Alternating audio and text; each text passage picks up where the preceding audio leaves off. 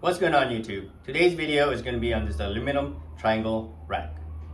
I got this aluminum triangle rack from Jammechmachine. He is a custom automotive design. As you can see, this is the triangle itself. One reason why I bought it, as you can see, it says never miss. If you get the picture of it, the irony of it, because it has, I don't want to say it because I might get copyright infringements and all that stuff and civilly, but this is the aluminum triangle rack. I got this because I wanted to see how my brakes are when I'm just using a triangle. But to contact him, his name is James Taylor. He is a local CNC machinist. He is from my area here in Clarksville, Tennessee. And this is his information. I'll put all his information on the description so that you can get it. But the thing is, let's go ahead and try this rack because I already tried it, and I'll show you how it racks the balls and how it breaks. So now let's go ahead and rack a 10 ball rack. So just throw all the balls in. I'll put the 2 and 3 on the side, and of course the 10 in the middle.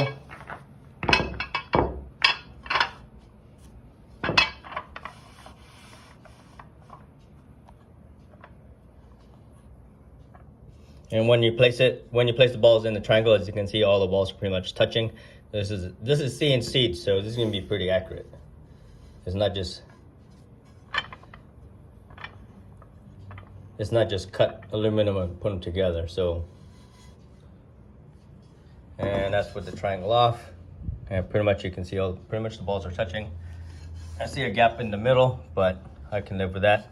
And that's why we're using the triangle rack so that we can simulate a triangle rack place. For the table brake, I like braking in the middle of the table itself and elevating my bridge. So this is how the rack will look like for a triangle rack for 10 ball, and I'll be using a full carbon fiber brake tube.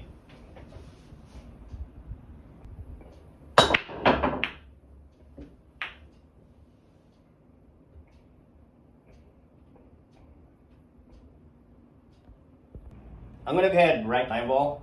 So let's go ahead and start doing that. This is the 9 ball rack. I'm just gonna throw them all in there. Get it on the hitch foot string. And if you look closely, how everything is lined up perfectly, there's like no gaps on the rack itself for 9 ball, which is very important when you rack anything. And then when I remove the rack, and then if you come in close on the video itself, you can see pretty much no gaps. It's almost, and it's a perfect hand rack.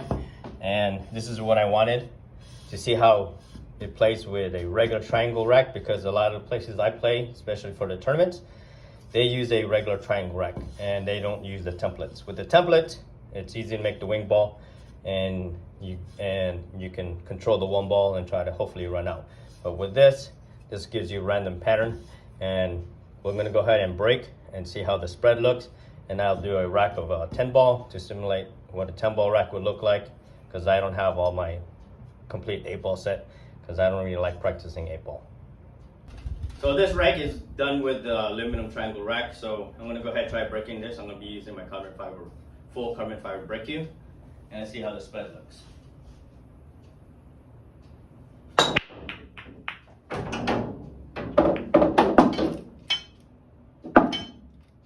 Well, the biggest difference between using a hand rack, which is using this aluminum triangle rack, versus a template rack. With a template rack, you're getting a consistent break all the time, but this gives you randomness. As you can see, I just made the 1 ball on the side, and a somewhat difficult shot on the 2 ball, but that is what I want, something a little bit different.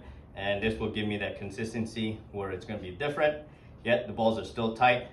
And I will be using this, especially practicing this when I go to Vegas, because sometimes I'll be using the triangle rack over there versus a template rack. Because if you notice on a template rack, I got screwed by the ref because they removed the rack and they didn't place the ball exactly where it was placed, and gave my opponent a shot, and that kind of put me on tilt, and the guy ran out on me, and of course won that set. Hopefully this video was informative. If you haven't already, hit the subscribe button, hit the like button, and leave a comment down below. Thank you for watching, and see you next time. Thank you for watching. Please subscribe me. Don't forget the thumbs up. Bye bye.